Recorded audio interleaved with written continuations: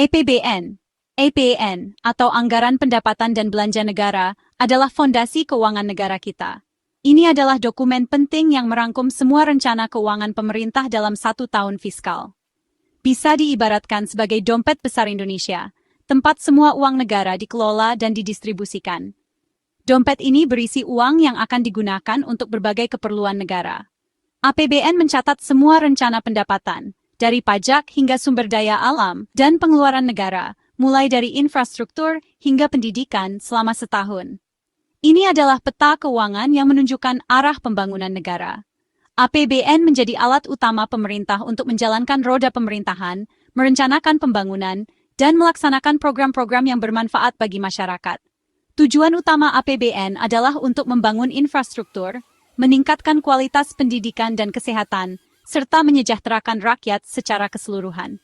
APBN adalah wujud komitmen pemerintah untuk kemajuan bangsa.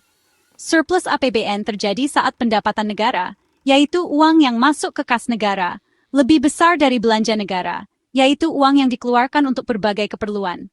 Surplus adalah tanda bahwa keuangan negara dikelola dengan baik dan efisien, menunjukkan stabilitas dan pertumbuhan ekonomi yang positif. Surplus memberi ruang bagi pemerintah untuk menabung, menginvestasikan kembali dana, atau mengurangi utang negara.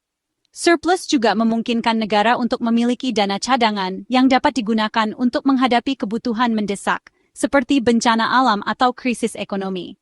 Sebaliknya, defisit APBN terjadi ketika pengeluaran negara lebih besar dari pendapatan negara. Ini berarti pemerintah mengeluarkan lebih banyak uang daripada yang masuk. Untuk menutupi defisit, negara harus mencari sumber pendanaan tambahan, seperti berutang kepada pihak lain, atau menggunakan cadangan devisa yang ada. Defisit yang tak terkendali dan terus-menerus dapat membahayakan stabilitas ekonomi negara, menyebabkan inflasi, dan menurunkan kepercayaan investor.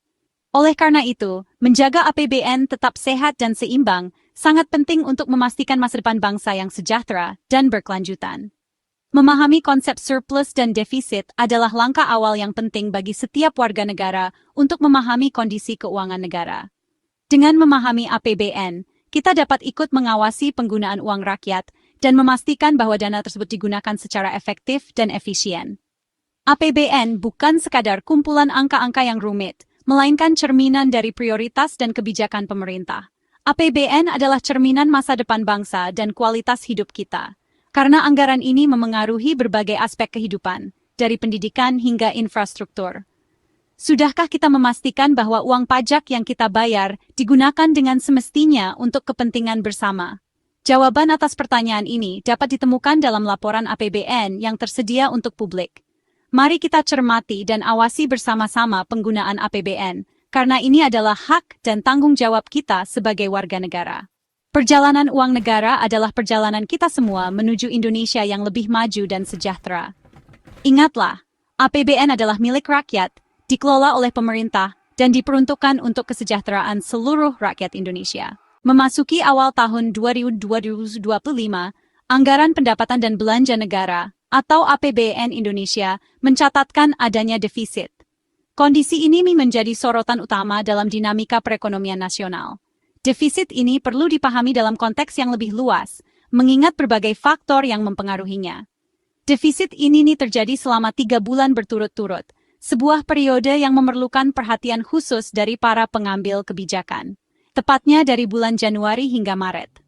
Data menunjukkan adanya selisih antara pendapatan dan pengeluaran negara dalam kurun waktu tersebut. Kondisi seperti ini sebenarnya wajar, karena belanja negara biasanya dipercepat di awal tahun. Pemerintah mengalokasikan dana untuk berbagai program dan proyek strategis di awal periode anggaran.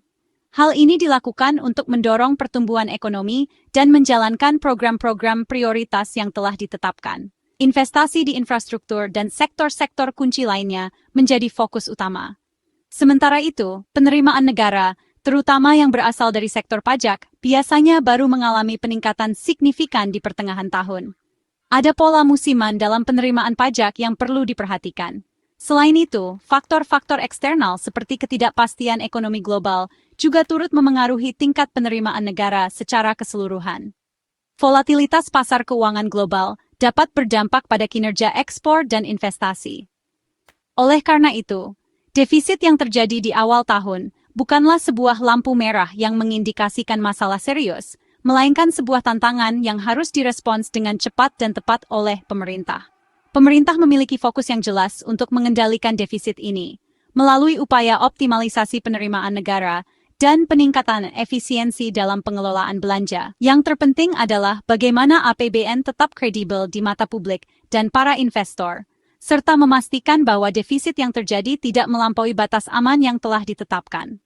Setiap rupiah yang dikeluarkan oleh negara harus digunakan secara efektif dan efisien demi mewujudkan kemakmuran dan meningkatkan kesejahteraan seluruh rakyat Indonesia. Defisit merupakan bagian dari dinamika pengelolaan anggaran dan bukan merupakan indikasi kegagalan. Menjaga kesehatan fiskal negara tetap menjadi prioritas utama bagi pemerintah. Ingatlah, APBN adalah milik kita semua, dan kita semua memiliki tanggung jawab untuk mengawasi penggunaannya. Soko kelima. Setelah 3 bulan mengalami defisit yang cukup menantang, di mana pengeluaran cenderung lebih besar dari pendapatan, April 2025 akhirnya membawa kabar baik yang sangat dinantikan. Sebuah titik terang dalam pengelolaan keuangan negara. Anggaran pendapatan dan belanja negara, atau APBN, mencatat surplus sebesar 4,3 triliun. Ini adalah sebuah pencapaian yang signifikan. Pendapatan negara secara keseluruhan di bulan April akhirnya berhasil melampaui total belanja yang dikeluarkan oleh pemerintah. Ini adalah bukti nyata dari perbaikan kinerja dalam penerimaan negara, serta efektivitas pengendalian belanja yang dilakukan pemerintah. Surplus yang berhasil dicatatkan ini memberikan ruang fiskal yang lebih luas bagi pemerintah untuk membiayai berbagai kebutuhan mendesak dan mempercepat pelaksanaan program pembangunan yang telah direncanakan. Perubahan yang signifikan dari kondisi defisit menuju surplus semakin menunjukkan fundamental ekonomi Indonesia yang kuat dan resilien, terutama di tengah berbagai tantangan ekonomi global yang dinamis. Keberhasilan yang patut diapresiasi ini adalah hasil dari kerja keras dan implementasi strategi disiplin yang diterapkan oleh pemerintah dalam pengelolaan anggaran. Namun, perjalanan untuk mencapai stabilitas ekonomi yang berkelanjutan masih panjang, tantangan dan dinamika ke depan tetap ada dan perlu diantisipasi. Surplus ini bukan sekadar angka yang terpampang dalam laporan keuangan, melainkan juga modal optimisme yang berharga untuk menghadapi sisa tahun anggaran dengan lebih percaya diri. Dengan adanya surplus, negara jadi lebih mampu membiayai berbagai program pembangunan yang strategis, tanpa harus terlalu bergantung pada pinjaman atau utang yang berpotensi membebani keuangan negara di masa depan. Kepercayaan dari pasar dan para investor pun secara bertahap mulai meningkat seiring dengan sinyal positif ini. Mari kita sambut kabar baik ini dengan sikap yang tetap kritis dan waspada, serta terus mendukung upaya pemerintah dalam menjaga stabilitas fiskal. APBN sehat, ekonomi kuat, Indonesia maju. Menteri Keuangan Sri Mulyani menegaskan, surplus April adalah hasil perencanaan matang dan eksekusi disiplin. Kinerja penerimaan negara, terutama pajak, membaik berkat reformasi dan kesadaran masyarakat. Penerimaan negara bukan pajak, PNP juga meningkat, didukung harga komoditas global. Dari sisi belanja, disiplin anggaran dan fokus pada program prioritas jadi kunci. Pemerintah menekan belanja yang kurang produktif dan mengutamakan efisiensi. Setelah akselerasi belanja di awal tahun, ritme mulai terkendali di April. Pola ini wajar dalam siklus anggaran. Yang terpenting, momentum positif harus dijaga agar surplus bisa dipertahankan. Komitmen pemerintah APBN harus sehat, kredibel, dan berkelanjutan. Transparansi dan akuntabilitas jadi prinsip utama. Semua demi Indonesia yang lebih baik. Hingga April 2025, pendapatan negara mencapai 80 triliun, sekitar 30% dari target APBN. Kinerja penerimaan ini sedikit di atas ekspektasi, sinyal awal yang positif. Belanja negara tercatat telah 5,7 triliun, sekitar 25% dari pagu anggaran. Selisih inilah yang menghasilkan surplus 4,3 triliun. Pemerintah berhasil mengendalikan belanja tanpa mengorbankan program penting. Dibanding tahun lalu, pendapatan tumbuh 5% secara tahunan. Belanja juga tumbuh tapi lebih terkendali. Aktivitas ekonomi masyarakat meningkat, pajak dan transaksi ikut mengisi kas negara. Data ini jadi dasar kebijakan selanjutnya. Apakah perlu penyesuaian target atau realokasi anggaran? Transparansi penting agar publik bisa memantau dan memberi masukan. APBN adalah uang rakyat, untuk rakyat. Dari mana uang negara? Ada 3 sumber utama, pajak, kepabeanan dan cukai, serta PNBP. Pajak menyumbang lebih dari 70% pendapatan negara, dari PPh, PPN, hingga pajak lainnya. Kepabeanan dan cukai berasal dari bea masuk, bea keluar, dan cukai atas barang tertentu seperti rokok. Sektor ini sangat dipengaruhi perdagangan internasional dan kebijakan tarif. PNBP meliputi pendapatan dari sumber daya alam, layanan publik, dan dividen BUMN. Optimalisasi PNBP terus diupayakan agar kas negara makin kuat. Kinerja tiap sektor dipengaruhi ekonomi global, harga komoditas, dan kepatuhan wajib pajak. Pemerintah berinovasi meningkatkan penerimaan tanpa membebani masyarakat. Pendapatan negara yang kuat adalah fondasi pembangunan merata. Uang negara dibelanjakan untuk 2 hal utama, belanja pemerintah pusat dan transfer ke daerah, serta dana desa, TKDD. Belanja pemerintah pusat meliputi gaji pegawai, operasional, pembangunan infrastruktur, bunga utang, dan program sosial. Semua dialokasikan sesuai prioritas nasional. TKDD adalah dana untuk pemerintah daerah dan desa, agar pembangunan merata dan layanan publik meningkat. Ada dana alokasi umum, dana alokasi khusus, dana bagi hasil, dan dana desa. Dana ini penting untuk mengurangi kesenjangan antar wilayah. Efektivitas dan efisiensi belanja jadi kunci agar setiap rupiah bermanfaat maksimal. APBN harus memberi manfaat nyata bagi seluruh rakyat Indonesia. Surplus APBN, April 2025, disambut optimis oleh masyarakat dan pakar ekonomi. Ini sinyal positif di tengah ketidakpastian global, tapi jangan cepat puas.